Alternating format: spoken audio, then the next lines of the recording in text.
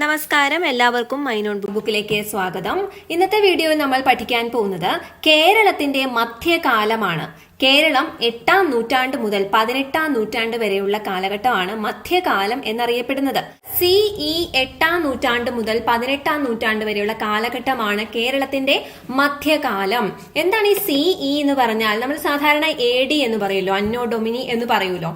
അതുപോലെ അതിന്റെ ഒരു മോഡേൺ ആൾട്ടർനേറ്റീവ് അല്ലെങ്കിൽ ADക്ക് പകരമായിട്ട് ഉപയോഗിക്കുന്ന ഒന്നാണ് എന്ത്? CE, കോമൺ എറ എന്നാണ് CE എന്ന് വെച്ചാൽ കേട്ടോ. അപ്പൊ ആ സമയത്ത് രാഷ്ട്രീയമായും സാമ്പത്തികമായും സാമൂഹികമായും നിരവധി മാറ്റങ്ങളൊക്കെ ഉണ്ടായി. അപ്പൊ ഇവിടെ ഒരു തരിസാപ്പള്ളി ലിഖിതം അല്ലെങ്കിൽ തരിസാപ്പള്ളി ശാസനത്തിന്റെ ഒരു പിക്ചർ കൊടുത്തിട്ടുണ്ട്. അത് കോമൺ എറ 849 അഥവാ AD 849 അപ്പൊ ഇതിൽ നിന്നൊരു ചോദ്യം ചോദിക്കുന്നത്, തരിസാപ്പള്ളി ലിഖിതം ഏതു വർഷമായിരുന്നു? AD 849 ആയിരുന്നു.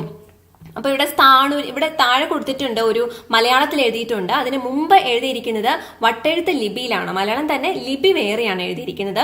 അപ്പൊ അത് നമുക്കറിയാവുന്ന ലിപിയിലേക്ക് അത് തർജ്ജമ ചെയ്തിരിക്കുന്നതാണ് ഇത്. അപ്പൊ ഇതിൽ നോക്കാം, തരിസാപ്പള്ളി ലിഖിതങ്ങൾ എന്ന് പറയുന്നത് മധ്യകാല കേരളത്തിൽ പ്രചാരത്തിലുണ്ടായിരുന്ന വട്ടെഴുത്തു ലിപിയിലുള്ളതാണ് ഈ ലിഖിതങ്ങൾ. പെരുമാൾ രാജാവായ സ്ഥാണുരവിയുടെ 5ാമത്തെ ഭരണവർഷത്തിൽ വേണാട് നാടുവാഴിയായ അയ്യനടികൾ തിരുവടികൾ കൊല്ലം നഗരത്തിലെ തരിസാപ്പള്ളിക്ക് ഭൂമി ദാനം കൊടുക്കുന്നതിന്റെ വിവരങ്ങളാണ് ഈ തരിസാപ്പള്ളി ലിഖിതത്തിൽ അല്ലെങ്കിൽ തരിസാപ്പള്ളി ശാസനത്തിൽ ഉള്ളത്. ഓക്കെ, അപ്പം സ്ഥാണുരവിയുടെ 5ാമത്തെ ഭരണവർഷത്തില് അയ്യനടികൾ തിരുവടികൾ എന്ത് ചെയ്യുന്നു? കൊല്ലം നഗരത്തിലെ തരിസാപ്പള്ളിക്ക് ഭൂമി ദാനം കൊടുക്കുന്നു. ഓക്കെ, അപ്പൊ ഈ കേരളത്തിലെ നാടുകളെ പറ്റിയുള്ള വിവരങ്ങൾ നമുക്ക് ലഭിക്കുന്നത് പ്രധാനമായും ഈ വട്ടെഴുത്ത് ലിഖിതങ്ങളിലാണ്. തമിഴക കാലം തൊട്ട് നാടുകൾ വളർന്നു വന്നിരുന്നു. അപ്പൊ നമുക്കറിയാം, ഈ നേരത്തെ തമിഴകം അതുപോലെ സംഘകാലത്തിന്റെ ഒരു ക്ലാസ് ഞാൻ ചെയ്തിരുന്നു. അതിൽ പലതരത്തില് മരുതം, മുല്ലേ അങ്ങനെയൊക്കെ പറഞ്ഞ് നമ്മൾ പഠിച്ചിരുന്നു. അപ്പൊ ആ ഒരു സമയമാണ് പറയുന്നത് കേട്ടോ. അപ്പൊ ജനങ്ങൾ കൃഷി ചെയ്ത് താമസിച്ചിരുന്ന പ്രദേശങ്ങളെ നാടുകൾ എന്നാണ് കേരളത്തിൽ അറിയപ്പെട്ടിരുന്നത്. നാട് എന്ന് പറഞ്ഞാൽ നിരവധി കുടികളും ഊരുകളും ചേർന്നതായിരുന്നു.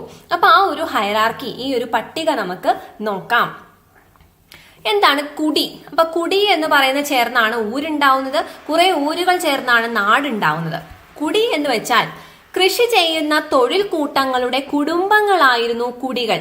കുടികളുടെ അധിപനെ കുടിപതി എന്ന് പറയുന്നു. കുടിപതി. അങ്ങനെ നിരവധി കുടികൾ ചേർന്ന് ഊരുകൾ രൂപം കൊണ്ടു. ഊരിന്റെ അധിപന്മാരാണ് ഊരാളർ.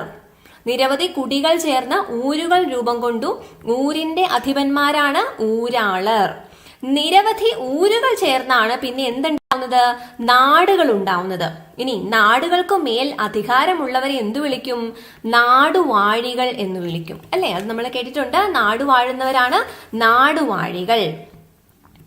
നാടുകളെല്ലാം മഹോദയപുരം ആസ്ഥാനമാക്കി കേരളം ഭരിച്ചിരുന്ന പെരുമാക്കന്മാർ എന്ന് പറഞ്ഞാൽ പെരുമാൾമാരാണ് കേട്ടോ, അവരുടെ കീഴിലായിരുന്നു. അപ്പോ മഹോദയപുരം ഇന്നതെങ്ങനെയാണ് അറിയപ്പെടുന്നത്? കൊടുങ്ങല്ലൂർ.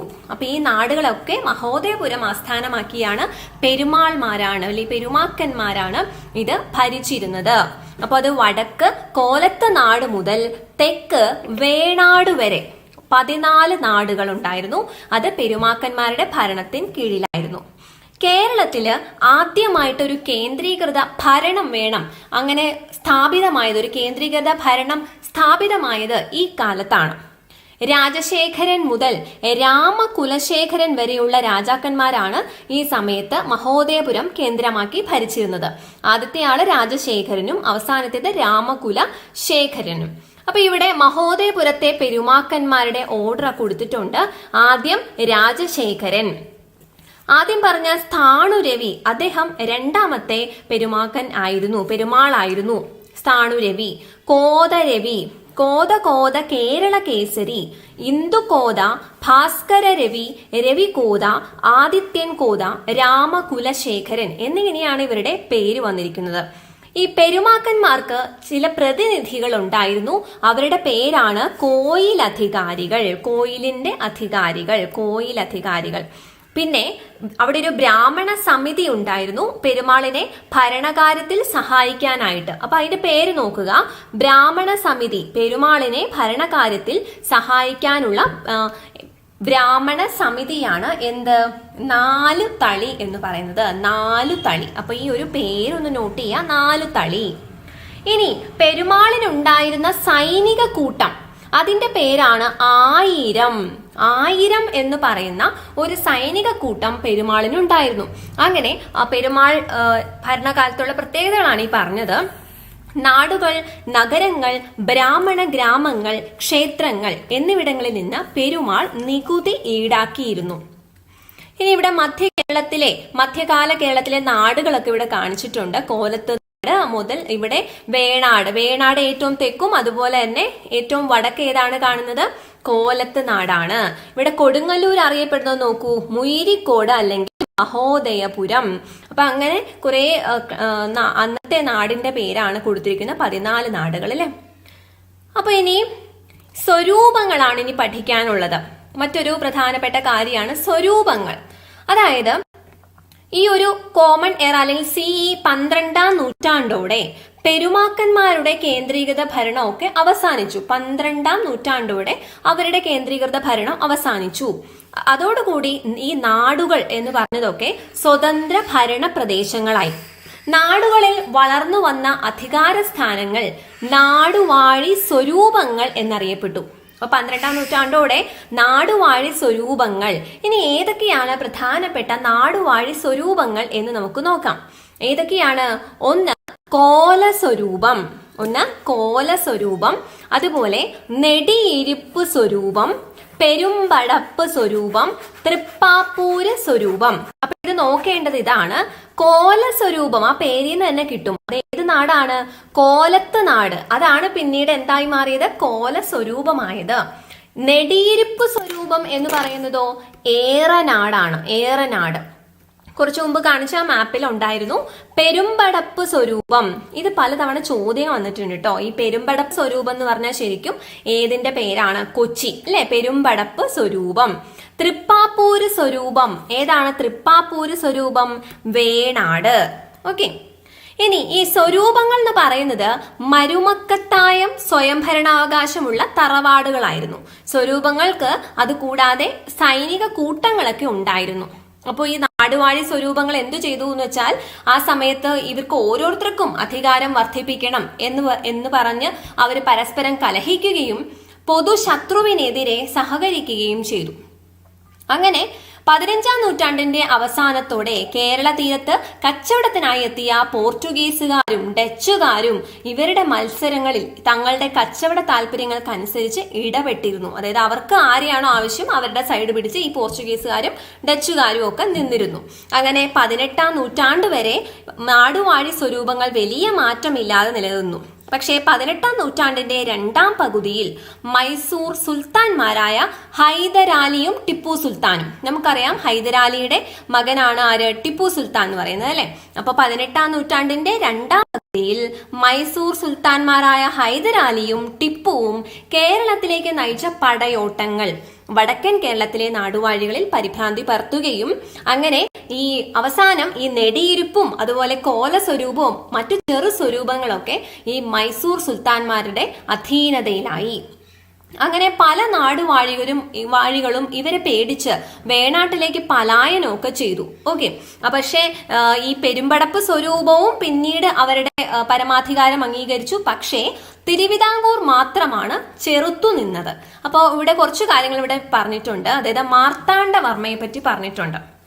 ഇതില് വേണാടിനെ ആധുനികതയിലേക്ക് നയിച്ച ഭരണാധികാരിയായിരുന്നു മാർത്താണ്ഡവർമ്മ.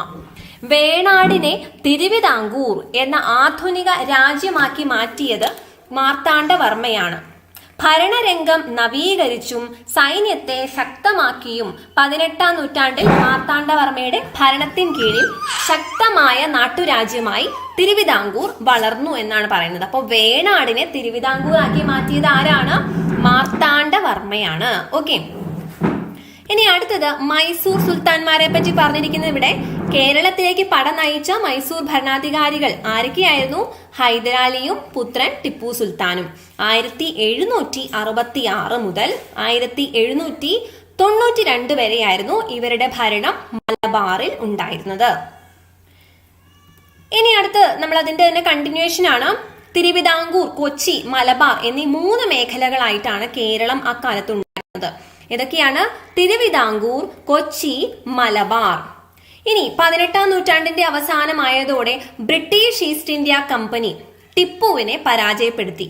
അതോടെ ടിപ്പുവിന്റെ നിയന്ത്രണത്തിലായിരുന്ന മലബാർ പൂർണ്ണമായും ബ്രിട്ടീഷുകാരുടെ ഭരണത്തിന് കീഴിലായി. അങ്ങനെ നാടുവാഴി സ്വരൂപങ്ങളുടെ അധികാരം ഒക്കെ മലബാറിൽ അവസാനിച്ചു. തിരുവിതാംകൂറും കൊച്ചിയും നാട്ടുരാജ്യങ്ങളായി തന്നെ തുടർന്നു. പക്ഷെ മലബാർ ബ്രിട്ടീഷുകാരുടെ കീഴിലായി. ഇനി ഇവിടെ കുറച്ച് ഭൂ ഉടമ അവകാശങ്ങളെ പറ്റിയൊക്കെ പറയുന്നുണ്ട്. 18ാം നൂറ്റാണ്ട് വരെയുള്ള കേരളത്തിന്റെ രാഷ്ട്രീയമാണ് നമ്മളിപ്പോ പറഞ്ഞത്, രാഷ്ട്രീയ ചരിത്രമാണ് പറഞ്ഞത്. ആ സമയത്ത് വന്ന കുറച്ച് ഭൂ ഉടമ അവകാശങ്ങൾ, അതൊക്കെ പ്രധാനപ്പെട്ടതാണ്. ഇതിൽ നിന്ന് ചോദ്യം വന്നിട്ടുണ്ട്, നമുക്ക് നോക്കാം. മധ്യകാലത്ത് ഈ ഉടമാവകാശത്തിന്റെ അടിസ്ഥാനത്തിൽ ഭൂമിയെ പലതാക്കി തിരിച്ചിരുന്നു. അത് ഏതൊക്കെയാണെന്ന് നോക്കാം. 1 ചേരിക്കൽ, 2 ബ്രഹ്മസ്വം, 3ാമത്തേത് ദേവസ്വം. ഇത് നമ്മൾ ഈ ദേവസ്വം എന്നുള്ളത് എല്ലാവരും കേട്ടിട്ടുണ്ടാവും അല്ലെ? ദേവസ്വം എന്ന് വെച്ചാൽ എന്താ കൊടുത്തിരിക്കുന്നത്? ക്ഷേത്രങ്ങളുടെ നിയന്ത്രണത്തിലുള്ള ഭൂമി, ക്ഷേത്രങ്ങളുടെ നിയന്ത്രണത്തിൽ വരുന്ന അല്ലെങ്കിൽ ക്ഷേത്രങ്ങളുടെ അധികാര പരിധിയിൽ വരുന്ന ചുറ്റുമുള്ള ഭൂമി, അതാണ് ദേവസ്വം. ചേരിക്കൽ എന്താണ്? നാടുവാഴികളുടെ നിയന്ത്രണത്തിലുള്ള ഭൂമി. നാടുവാഴികളുടെ നിയന്ത്രണത്തിലുള്ള ഭൂമിയാണ് എന്ത്? ചേരിക്കൽ. അതുപോലെ ബ്രഹ്മസ്വം, ആ പേരും പഠിക്കാൻ എളുപ്പമുണ്ട്. ബ്രാഹ്മണരുടെ, ബ്രാഹ്മണരുടെ നിയന്ത്രണത്തിലുള്ള ഭൂമിയാണ്. അപ്പൊ ദേവസ്വത്തിന്റെ അവകാശികൾ ഊരാളർ എന്നറിയപ്പെട്ടു. ദേവസ്വം ഭൂമിയുടെ അവകാശികളെ എന്തു വിളിച്ചു? ഊരാളർ. അപ്പോ ഇവിടെ രാജാക്കന്മാരോ അല്ലെങ്കിൽ ബ്രാഹ്മണരോ ക്ഷേത്രത്തിലെ ആളുകളോ നേരിട്ട് കൃഷിയൊന്നും ചെയ്തിരുന്നില്ല. പക്ഷെ അവര് ഇടനിലക്കാർക്ക് കൃഷി ചെയ്യുന്നതിനായിട്ട് കൊടുത്തു. ഏത് സ്ഥലമാണ്? ഈ ദേവസ്വം ഭൂമിയുടെ അവകാശങ്ങൾ. അവരെയാണ് കാരാളർ എന്നറിയപ്പെടുന്നത്. ഊരാളരും കാരാളരും. അതായത് ഊരാളർ എന്ന് പറഞ്ഞാൽ ആ ഊരിന്റെ, അത് ആ ഒരു സ്ഥലത്തിന്റെ ഉടമസ്ഥ അവകാശം ഉള്ളവര്. കാരാളർ എന്ന് പറഞ്ഞാൽ എന്താണ്? അവിടെ കൃഷി ചെയ്യുന്നവർ. കാ ഫോർ കൃഷി, അങ്ങനെ ഓർക്കുക. ഇനി നാടുവാഴികള്, അപ്പൊ ഊരാളര്, പിന്നെ അവർക്ക് താഴെ കാരാളര്. അങ്ങനെ ഒരു അധികാര ശ്രേണിയായിരുന്നു ഉണ്ടായിരുന്നത് ഭൂ ഉടമ അവകാശം വെച്ചിട്ട്. പിന്നീട് ഈ ഭൂമി എന്ന് പറയുന്നത്, ഭൂമിയുടെ മേലുള്ള അവകാശം തലമുറകളായി കൈമാറി വരുന്ന ഒരു ജന്മാവകാശമായി. അത്തരം ഭൂമിയെ ജന്മഭൂമി എന്നും അതിൽ ഉടമസ്ഥ അവകാശമുള്ളവൻ ജന്മി എന്നും അറിയപ്പെട്ടു.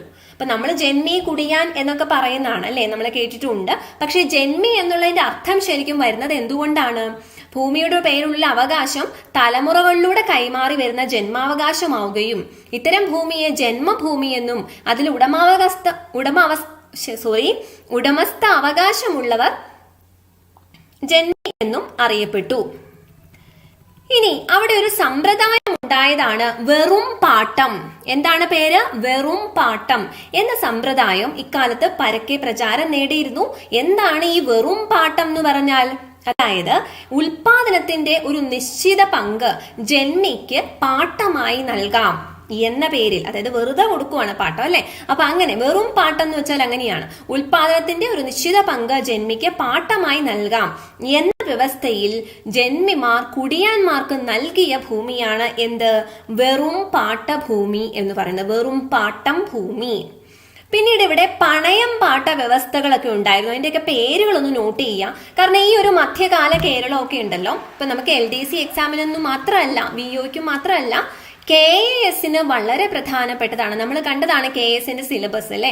അപ്പോൾ വളരെ പ്രധാനപ്പെട്ടതാണ്. അപ്പോൾ ഏറ്റവും ബേസിക് ആയിട്ടുള്ള കാര്യങ്ങൾ കിട്ടാനായിട്ട് ആദ്യം തന്നെ നമ്മൾ SCERT പഠിക്കേണ്ടിയിരിക്കുന്നു. ഈ ഒരു പണയ പാട്ട വ്യവസ്ഥകളുടെ പേരാണ് കാണം, ഒറ്റി. നമ്മൾ പറയില്ലേ കാണം വിറ്റു മോണം ഉണ്ണണം എന്നൊക്കെ. ആ കാണം എന്ന് പറഞ്ഞാൽ പണയ പാട്ടം വ്യവസ്ഥ ആണ് ഒറ്റി എന്ന് പറയുന്നതും കേട്ടോ. അപ്പൊ ഇതില് ഈ ഭൂമി എന്ന് പറയുന്നത് ഈ കാണക്കുടിയാന് കൈമാറ്റം ചെയ്യാനോ വിൽക്കാനോ ഒന്നും അവകാശമില്ല. കൃഷി ചെയ്യാനുള്ള അവകാശം മാത്രമേ ഉള്ളൂ. അതാണ് കാണം എന്ന് പറയുന്നത്. 18ാം നൂറ്റാണ്ടിന്റെ രണ്ടാം പകുതി ആയപ്പോഴാണ് ഭൂമി അളന്ന് തിട്ടപ്പെടുത്തിയത്, അതായത് ഭൂ സർവേ ഒക്കെ നടത്തി തുടങ്ങിയത്. അതായത് ഈ സമയത്ത് മലബാർ നമ്മുടെ മൈസൂർ സുൽത്താൻമാരുടെ കീഴിലായിരുന്നു. അപ്പോൾ കൃഷിഭൂമിയിൽ മൊത്തം എത്ര ഉൽപാദനം നടക്കുന്നു അതിന്റെ നിശ്ചിത ഭാഗം നികുതിയായി പിരിച്ചെടുക്കാം. അങ്ങനെയായിരുന്നു മൈസൂർ സുൽത്താൻമാര് അവരുടെ പദ്ധതി. പിന്നീട് ബ്രിട്ടീഷുകാര് ഭൂ സർവേ നടത്തി. അപ്പൊ ഭൂ സർവേ ആദ്യമായിട്ട് നടത്തിയത് ബ്രിട്ടീഷുകാരാണ്. അങ്ങനെ ഓരോ ഭൂമിയും ഏക്കർ, സെന്റ് എന്നിവ തിരിച്ച് സർവേ നമ്പർ കൊടുത്ത് രേഖപ്പെടുത്തി. അങ്ങനെ സർവേ നമ്പർ ഒക്കെ കൊടുത്ത് രേഖപ്പെടുത്തിയത് ആരാണ്? ബ്രിട്ടീഷുകാരാണ്. കൊച്ചിയിലും തിരുവിതാംകൂറിലും സമാനമായ ഭൂ സർവേകളൊക്കെ നടന്നു. കൊച്ചിയിലേതിന് കേട്ടെഴുത്ത്. എന്താണ് കേട്ടെഴുത്ത്? അപ്പൊ ഇതൊക്കെ ഒന്ന് ശ്രദ്ധിക്കുക കേട്ടോ. ഈ കേട്ടെഴുത്ത് എന്ന് പറയുന്ന ആ പേര് കേൾക്കുമ്പോ ഇത് ഭൂ സർവേ ആണെന്ന് നമുക്ക് മനസ്സിലാവണ്ടേ. അപ്പൊ കേട്ടെഴുത്ത് എന്ന് പറഞ്ഞാൽ എന്താണ്? കൊച്ചിയിലെ ഭൂ സർവേ ആയിരുന്നു എന്ത്? കേട്ടെഴുത്ത്. അതുപോലെ തിരുവിതാംകൂറിലെ ഭൂ സർവേ ആയിരുന്നു എന്ത്? കണ്ടെഴുത്ത്. ഓക്കെ, അപ്പൊ കേട്ടെഴുത്തും കണ്ടെഴുത്തും അത് ഓർക്കുക. കൃഷിയും തൊഴിൽ കൂട്ടങ്ങളുമാണ്. ആദ്യം തന്നെ ഏത് തരത്തിലുള്ള കൃഷി അതുപോലെ ഏത് തരത്തിലുള്ള തൊഴിൽ കൂട്ടങ്ങളൊക്കെയാണ് ഉണ്ടായിരുന്നത് എന്ന് നോക്കാം. അപ്പൊ ഇവിടെ പറഞ്ഞിരിക്കുന്നത് മധ്യകാലത്ത് ഉണ്ടായിരുന്ന കുറച്ച് നെൽവിത്തുകളെ പറ്റിയുള്ള കാര്യങ്ങൾ ഇവിടെ പറഞ്ഞിട്ടുണ്ട്. ആ നെൽവിത്തുകളുടെ പേരാണ് കേട്ടോ തവളക്കണ്ണൻ, ആര്യങ്കാളി, ഒറ്റലമൂടൻ, കോഴിവാലൻ എന്നീ വിത്തുകൾ വിതച്ചുള്ള 2 വിളകൾ വയലിലും 3 മാസത്തെ മൂപ്പുള്ള ഏച്ചിലാടൻ, കറുത്തേടക്കൻ, ചോമാല, പെരിയവിത്ത്, നഗര തുടങ്ങിയ വിത്തുകൾ വിതച്ചുള്ള ഒറ്റ വിളപ്പറമ്പിലും കെയ്യാള, വെളുത്ത കൊയ്യാള, കറുത്ത കൊയ്യാള, കരുവാള, വില്ലൻ, എറയൻ, കവുങ്ങും പൂത്താള എന്നിവ വിതച്ചുള്ള ഒറ്റവിള മലയിലും കൃഷി ചെയ്തിരുന്നു. ഇവിടെ എന്താണ് പറഞ്ഞിരിക്കുന്നത്? ഒന്ന് വയലിൽ എന്ന് പറഞ്ഞിട്ടുണ്ട്. ഓക്കെ, അത് പറഞ്ഞിരിക്കുന്നത് എന്താണ്? വയലിൽ. അത് കഴിഞ്ഞ് പറഞ്ഞിരിക്കുന്നത് പറമ്പിൽ. അത് കഴിഞ്ഞ് പറഞ്ഞിരിക്കുന്നത് മലയിൽ. ഓക്കെ, അപ്പോ ഇങ്ങനെ പല പല കൃഷി സ്ഥലങ്ങളായിട്ട് പറഞ്ഞിട്ടുണ്ട്. അപ്പോ വയൽ, പറമ്പ്, പുരയിടങ്ങൾ, മലമ്പ്രദേശങ്ങൾ എന്നിവിടങ്ങളിലാണ് ഇത് പ്രധാനമായിട്ടും അന്ന് ഈ ഒരു കൃഷി ഇനങ്ങളൊക്കെ കൃഷി ചെയ്തിരുന്നത്. പ്രധാനമായിട്ടും വയലിൽ ഉൽപ്പാദിപ്പിച്ച വിള ഏതായിരുന്നു? നെല്ലായിരുന്നു. പറമ്പുകളിലാണെങ്കിൽ നെല്ല്, ചാമ, മുതിര, കിഴങ്ങ് വർഗ്ഗങ്ങളൊക്കെ വിളയിച്ചു. അതുപോലെ പറമ്പുകളിലുള്ള മറ്റാണ് തെങ്ങ്, കമുക്, കുരുമുളക്, ഇഞ്ചി, മഞ്ഞൾ, പയർ വർഗ്ഗങ്ങളൊക്കെ. മലമ്പ്രദേശത്ത് മലനെല്ലും ഉൽപ്പാദിപ്പിച്ചിരുന്നു. മലമ്പ്രദേശത്ത് കാട്ടുവിഭവങ്ങളും അക്കാലത്ത് ശേഖരിച്ചിരുന്നു. ഇനി നമ്മൾ നേരത്തെ വേറൊരു ക്ലാസ്സിൽ പറഞ്ഞിട്ടുണ്ട്, അതായത് ഇടവപ്പാതി. ഇടവപ്പാതി എന്ന് പറഞ്ഞാൽ തെക്കു പടിഞ്ഞാറൻ മൺസൂൺ. അതെപ്പോഴും നമ്മൾ ഓർക്കേണ്ടതാണ് കേട്ടോ. തെക്കു പടിഞ്ഞാറൻ മൺസൂൺ ആണ് ഇടവപ്പാതി. അതുപോലെ തുലാവർഷം, വടക്ക് കിഴക്കൻ മൺസൂൺ ആണ് തുലാവർഷം എന്ന് പറയുന്നത്.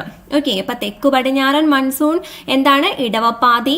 തുലാവർഷം, വടക്ക് കിഴക്കൻ മൺസൂൺ. ഇതിൽ രണ്ടിനെ ആശ്രയിച്ചാണ് അന്നത്തെ കൃഷി ഉണ്ടായിരുന്നത്. അന്ന് ജൈവ വളമാണ് ഉപയോഗിച്ചത്, ചാണകവും പച്ചിലയും ഒക്കെ ചേർന്നത്. അപ്പൊ ഏതൊക്കെ ടൈപ്പ് തൊഴിൽ കൂട്ടങ്ങളാണ് അവിടെ ഉണ്ടായിരുന്നത് എന്ന് നോക്കാം. ഒന്ന്, കൃഷിയും കാർഷിക ഉപകരണങ്ങളുടെ നിർമ്മാണവുമായി ബന്ധപ്പെട്ടവരായിരുന്നു. അടുത്തത് കരകൗശല അതുപോലെ ലോഹ നിർമ്മാണവുമായി ബന്ധപ്പെട്ടവരായിരുന്നു. കച്ചവടവുമായി ബന്ധപ്പെട്ടവരായിരുന്നു അടുത്തത്. തുണി നെയ്ത്ത്, എണ്ണയാട്ടൽ തുടങ്ങിയവയുമായി ബന്ധപ്പെട്ടവരായിരുന്നു അടുത്തത്. ക്ഷേത്ര ആചാരവുമായി ബന്ധപ്പെട്ടവരായിരുന്നു അടുത്തത്. നാടുവാഴി സ്വരൂപങ്ങളുമായി ബന്ധപ്പെട്ട നിരവധി ഉദ്യോഗസ്ഥരും ഉണ്ടായിരുന്നു. പിന്നീട് ഈ ഓരോ തൊഴിൽ ചെയ്തവരുടെ പിൻതലമുറക്കാരും അതേ തൊഴിൽ തന്നെ ചെയ്തു. അങ്ങനെ ക്രമേണ അതൊരു ജാതിയായി പരിണമിച്ചു. വയലിൽ കൃഷി ചെയ്തിരുന്ന അടിയാളർ മധ്യകാലത്തെ ജാതി ശ്രേണിയിൽ ഏറ്റവും താഴെ തട്ടിലായിരുന്നു. അപ്പൊ ഏറ്റവും താഴെ തട്ടില് അടിയാളരായിരുന്നു. ഏറ്റവും മുകളിൽ ആരായിരുന്നു? ബ്രാഹ്മണരായിരുന്നു. കുലത്തൊഴിൽ അനുസരിച്ച് മറ്റ് ജാതികളുടെ സ്ഥാനം ഇവർക്ക് ഈ 2 തട്ടുകൾക്ക് ഇടയിലായിരുന്നു എന്ന് വേണം പറയാൻ. ഇപ്പൊ ജാതിയുടെ അടിസ്ഥാനത്തില് ശുദ്ധം അശുദ്ധം എന്ന സങ്കല്പങ്ങളൊക്കെ ഉണ്ടായിരുന്നു. അതായത് ഇപ്പോ മണ്ണിന്റെ ഉടമകളായിരുന്നവര് സ്വയം അവർ മേൽജാതിക്കാരായി കണക്കാക്കുകയും മണ്ണിൽ പണിയെടുക്കുന്നവരെയും കുലത്തൊഴിൽ ചെയ്തിരുന്നവരെയും കീഴ്ജാതിക്കാരായി മാത്രം പരിഗണിക്കുകയും ചെയ്തു. ഇവിടെ ശുദ്ധം അശുദ്ധം എന്ന് എഴുതിയിട്ടുണ്ട്. അതെന്താന്ന് നോക്കാം. മധ്യകാലത്തെ ജാതി വ്യവസ്ഥ അനുസരിച്ച് മേൽജാതികൾ ശുദ്ധവും കീഴ്ജാതികൾ അശുദ്ധവുമായി കണക്കാക്കിയിരുന്നു. അതായത് കീഴ്ജാതിക്കാർ മേൽജാതിക്കാരെ തൊട്ടാലും അടുത്തു വന്നാലും കണ്ടാലും ഒക്കെ മേൽജാതിക്കാരുടെ ശുദ്ധി നഷ്ടപ്പെടും എന്നാണ് കരുതിയിരുന്നത്. ഇനി മലബാറിലും കൊച്ചിയിലും തിരുവിതാംകൂറിലും 19ാം നൂറ്റാണ്ടിന്റെ ആദ്യ പകുതി ആയപ്പോഴാണ് ജനസമൂഹത്തെ ജാതി തിരിച്ച് രേഖപ്പെടുത്തത്. അതോടുകൂടി കുലത്തൊഴിൽ ചെയ്താലും ചെയ്തില്ലെങ്കിലും ജാതി എന്നത് ജന്മനാൽ രേഖപ്പെടുത്തുന്ന ഒരു രേഖയായി മാറി. അടുത്തത് കച്ചവട ബന്ധങ്ങളാണ്. പ്രാചീന കാലത്തെ പോലെ തന്നെ മധ്യകാലത്തും കരമാർഗവും കടൽ മാർഗവുമുള്ള കച്ചവടം ഉണ്ടായിരുന്നു. കൊല്ലം, കൊടുങ്ങല്ലൂർ, കോഴിക്കോട്, പന്തലായനി, മാടായി, വളപട്ടണം എന്നിവ അക്കാലത്തെ പ്രധാന കച്ചവട കേന്ദ്രങ്ങളായിരുന്നു. കൊല്ലം, കൊടുങ്ങല്ലൂർ, കോഴിക്കോട്, പന്തലായനി, മാടായി, വളപട്ടണം കച്ചവട കേന്ദ്രങ്ങൾ. ഇപ്പൊ വിവിധ തരത്തിലുള്ള കച്ചവടങ്ങൾ ഉണ്ടായിരുന്നു. ആ പേരുകളൊന്ന് നോക്കാം. ഒന്ന് പ്രാദേശിക കച്ചവടം, ദൂരദേശ കച്ചവടം, അതുപോലെ വിദേശ കച്ചവടം. പ്രാദേശിക കച്ചവടം എന്ന് പറഞ്ഞ എന്തൊക്കെയാണ്? ചന്തകൾ, അങ്ങാടികളൊക്കെയാണ്. അവിടെ നമ്മൾ കൈമാറ്റം ചെയ്തിരുന്നത് നെല്ല്, അരി, പയർവർഗ്ഗങ്ങൾ, പച്ചക്കറികൾ, വെറ്റില, ഉപ്പ്, മീൻ അങ്ങനെയുള്ള നിത്യോപയോഗ സാധനങ്ങളാണ് അവിടെ കൈമാറ്റം ചെയ്തിരുന്നത്. ഇനി ദൂരദേശ കച്ചവടമാണെങ്കിലോ, ദൂരദേശം എന്ന് പറയുമ്പോൾ നമ്മൾ മറ്റ് സംസ്ഥാനങ്ങളൊക്കെ ആയിട്ട് കച്ചവടം നടത്തുന്നതാണ്. തമിഴ്നാട്, കർണാടകം, ആന്ധ്ര, കലിംഗം, ഒറീസ തുടങ്ങിയ പ്രദേശങ്ങളുമായിട്ടായിരുന്നു ദൂരദേശ കച്ചവടം. തമിഴ് ബ്രാഹ്മണരും ചെട്ടിമാരുമായിരുന്നു പ്രധാന കച്ചവടക്കാർ. ഇനി എന്താണ് ചെയ്തത്? അരി, മുളക്, പരുത്തി, പട്ട്, മറ്റ് തുണിത്തരങ്ങൾ, കുതിരകൾ എന്നിവയൊക്കെ അവർ ഇങ്ങോട്ട് കൊണ്ടുവന്നു. ഇവിടെ നിന്ന് എന്തു കൊണ്ടുപോയി? കുരുമുളകും മറ്റ് സുഗന്ധദ്രവ്യങ്ങളൊക്കെയാണ് ഇവിടെ നിന്ന് കൊണ്ടുപോയത്. ഇനി വിദേശ കച്ചവടമുണ്ട്. വിദേശ കച്ചവടം എന്ന് പറഞ്ഞാൽ എന്താണ്? ഇന്ത്യക്ക് പുറത്ത് അല്ലെ. അവരാരൊക്കെയായിരുന്നു? അറബികൾ, ചൈനക്കാർ, യൂറോപ്യർ തുടങ്ങിയവരായിരുന്നു പ്രധാന വിദേശ കച്ചവടക്കാർ. കുരുമുളക്, ഇഞ്ചി, കറുവപ്പട്ട, ഏലം, മറ്റ് സുഗന്ധദ്രവ്യങ്ങൾ, തേങ്ങ എന്നിവ ഇവിടെ നിന്ന് കൊണ്ടുപോയിരുന്നു. സ്വർണം, ചെമ്പ്, ഈയം, ചീന കളിമൺ പാത്രങ്ങൾ, ചീനപ്പട്ട് എന്നിവയാണ് അക്കാലത്ത് കേരളത്തിൽ പുറത്തു നിന്ന് എത്തിയിരുന്നത്. അപ്പോൾ കേരളത്തിൽ നിന്ന് തന്നെ കുരുമുളക്, ഇഞ്ചി, കറുവപ്പട്ട, ഏലം, സുഗന്ധദ്രവ്യങ്ങൾ, തേങ്ങയൊക്കെ കൊണ്ടുപോകും. സ്വർണം, ചെമ്പ്, ഈയം, ചീന കളിമൺ പാത്രങ്ങൾ, ചീനപ്പട്ട് എന്നിവയൊക്കെ പുറത്തുനിന്ന് വന്നിരുന്നു. ചൈനക്കാരിൽ നിന്നാണ് ചീനപ്പട്ടും ചീന കളിമൺ പാത്രവും ഒക്കെ വരുന്നത്. ചീനച്ചട്ടിയൊക്കെ വന്നത് അവിടെ നിന്നാണ് നമ്മൾ പറയും. അടുത്ത ഇവിടെ ഒരു പയ്യന്നൂർ പാട്ട് എന്ന് പറഞ്ഞിട്ട് ഒരു ഇത് കൊടുത്തിട്ടുണ്ട്, ഒന്ന് നോക്കാം. കൊവലാത ചെട്ടി 5 വണ്ണം കൂട്ടും മണി കിരാമത്താർ മക്കൾ നമ്മളാൽ 4 നഗരത്തിലും 4.5 കൊൾക കുടിക്കു ചൊന്ന. അപ്പൊ ഇങ്ങനെയുള്ള ഒരു എന്തോ പാട്ടിന്റെ ഒരു ശകലാണ് കൊടുത്തിരിക്കുന്നത്. അതെന്താന്ന് നമുക്ക് നോക്കാം. മധ്യകാല കേരളത്തിൽ 14ാം നൂറ്റാണ്ട് വരെ നിലനിന്നിരുന്ന കച്ചവട സംഘങ്ങൾ ഉണ്ടായിരുന്നു. നമുക്ക് ഇനി പറയുന്നത് കച്ചവട സംഘങ്ങളെ പറ്റി ആണ്.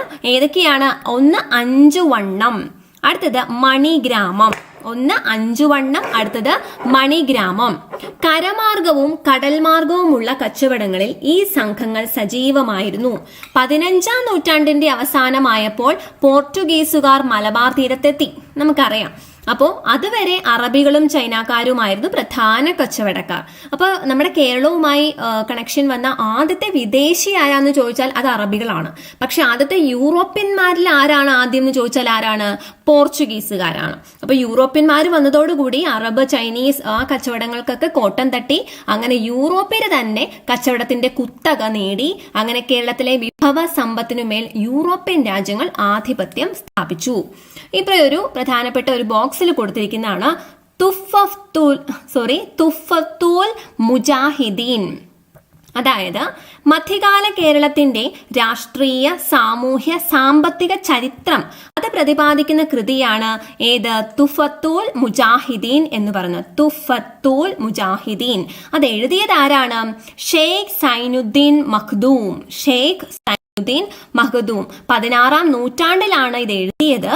അറബി ഭാഷയിലാണ് എഴുതിയത്. മധ്യകാല കേരളത്തിന്റെ ചരിത്രം പറയുന്നതാണ് കേട്ടോ.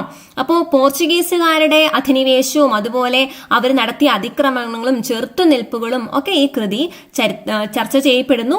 ഇതിന്റെ പ്രത്യേകത ഇതാണ്: കേരളത്തിൽ രചിക്കപ്പെട്ട ആദ്യത്തെ ചരിത്ര കൃതിയായി പണ്ഡിതന്മാർ ഇതിനെ കണക്കാക്കുന്നു. അതാണ് ഇതിന്റെ ഏറ്റവും പ്രധാനപ്പെട്ട പ്രത്യേകത. ഇനി സാംസ്കാരിക സമന്വയം എന്നതാണ് അടുത്ത ഹെഡിങ് നമ്മൾ പഠിക്കുന്നത്. ആശ്രമമുറ്റത്ത് ശത്രുത മറന്ന് വന്യമൃഗങ്ങൾ രമ്യതയിൽ കഴിയുന്നത് പോലെ. ഇവിടെ ഈ ഒരു പദ്യശകലം കൊടുത്തിട്ടുണ്ട്, ഒരു ശ്ലോകം മൂഷക വംശത്തിലെ ശ്ലോകമാണ്. അതുപോലെ വ്യത്യസ്ത ദേവകളെ ആരാധിച്ചിരുന്നവർ മധ്യകാല കേരളത്തിൽ ഐക്യത്തോടെ വസിച്ചിരുന്നു എന്നാണ് മൂഷക വംശ കാവ്യത്തിലെ ഈ വരികൾ വ്യക്തമാക്കുന്നത്. ഓക്കെ, അപ്പൊ ഈ മൂഷക വംശ കാവ്യം എന്താണെന്ന് നോക്കാം. അപ്പോ മൂഷകവംശ കാവ്യത്തിൽ ഇങ്ങനെ അതുപോലെയാണ് മധ്യകാല കേരളത്തിൽ ഐക്യത്തോടെ ആളുകൾ വസിച്ചിരുന്നത്, പല പല തരത്തിലുള്ള ആളുകൾ എന്നാണ് പറയുന്നത്. 11ാം നൂറ്റാണ്ടിൽ രചിക്കപ്പെട്ടതാണ് ഈ മൂഷക വംശകാവ്യം. 11ാം നൂറ്റാണ്ടിൽ കേരളത്തിലെയും ഇന്ത്യയിലെയും ആദ്യത്തെ വംശാവലി ചരിതമാണ്. 6ാം നൂറ്റാണ്ട് മുതൽ 11ാം നൂറ്റാണ്ട് വരെ കോലത്ത് നാട് ഭരിച്ചിരുന്ന മൂഷക രാജവംശത്തിലെ രാമഘടൻ മുതൽ ശ്രീകണ്ഠൻ വരെയുള്ള 119ഓളം രാജാക്കന്മാരുടെ ഭരണകാലം അതാണ് ഇതിൽ പറഞ്ഞിരിക്കുന്നത്. ഇതാരാണ് എഴുതിയിരിക്കുന്നതെന്ന് PSCക്ക് ചോദ്യം വന്നിട്ടുണ്ട്. ആരാണ് മൂഷക വംശകാവ്യം എഴുതിയത്? ആരാണ്? അതുലൻ. ഈ അതുലൻ എന്ന് പറയുന്നത് ആരാണ്? ശ്രീകണ്ഠന്റെ കൊട്ടാരം കവിയായിരുന്നു അതുലൻ. ശ്രീകണ്ഠന്റെ കൊട്ടാരം കവിയായിരുന്നു. അപ്പോ അങ്ങനെ കച്ചവടത്തിലൂടെ സാധനങ്ങളൊക്കെ കൈമാറ്റം ചെയ്യുന്നത് ഇതിനു മുമ്പ് നമ്മൾ പറഞ്ഞു. അതുപോലെ പല പല സംസ്കാരങ്ങളുടെ കൈമാറ്റവും നടന്നു എന്നാണ്. കാരണം ഇങ്ങനെ ഒരു കച്ചവട ബന്ധങ്ങളൊക്കെ നടന്നപ്പോൾ പല സാംസ്കാരിക സമന്വയം അവിടെ സംഭവിക്കുകയുണ്ടായി. അങ്ങനെ പരസ്പര സൗഹാർദ്ദത്തോടെ ഒത്തൊരുമിച്ച് അധിവസിക്കുന്ന ഭൂപ്രദേശമായി നമ്മുടെ നാട് മാറുകയൊക്കെ ഉണ്ടായത് ഈ മധ്യകാലത്താണ്. അതായത് ബ്രാഹ്മണരും അതുപോലെ ജൈന ബുദ്ധ മത വിഭാഗം, ജൈന ക്രൈസ്തവ ഇസ്ലാം മതം ഒക്കെ വന്നത് ഏത് സമയത്താണ്? മധ്യകാലത്താണ്. ഇനി കേരളത്തിലെ ഭരണാധികാരികൾ എല്ലാ മതവിഭാഗങ്ങളെയും ഒരുപോലെ തന്നെയാണ് കണ്ടിരുന്നത്. നാടുവാഴികർ ബ്രാഹ്മണർക്കും ക്ഷേത്രങ്ങൾക്കും ഭൂമിയും മറ്റും ദാനമായി നൽകിയിട്ടുണ്ടായിരുന്നു.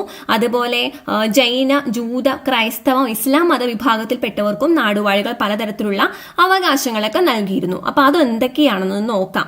ഓക്കെ, അപ്പൊ നാടുവാഴികൾ നൽകിയ അവകാശങ്ങൾ ഇപ്പൊ ഇവിടെ കുറച്ച് പഠിക്കാനുള്ള കാര്യങ്ങളുണ്ട്.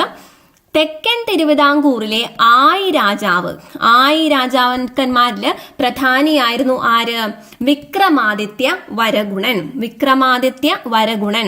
അദ്ദേഹം 9ാം നൂറ്റാണ്ടിൽ ശ്രീമൂലവാസത്തെ ബുദ്ധമത മന്ദിരത്തിന് കൊടുത്ത അവകാശങ്ങൾ. അദ്ദേഹം ബുദ്ധമത മന്ദിരത്തിന് കൊടുത്ത അവകാശങ്ങളാണ് ഏത് ശാസനത്തിലുള്ളത്? പാലിയം ചെപ്പേടിലുള്ളത്. അപ്പൊ തെക്കൻ തിരുവിതാംകൂറിലെ ആയി രാജാവ്, അദ്ദേഹത്തിന്റെ പേര് വിക്രമാദിത്യ വരഗുണൻ.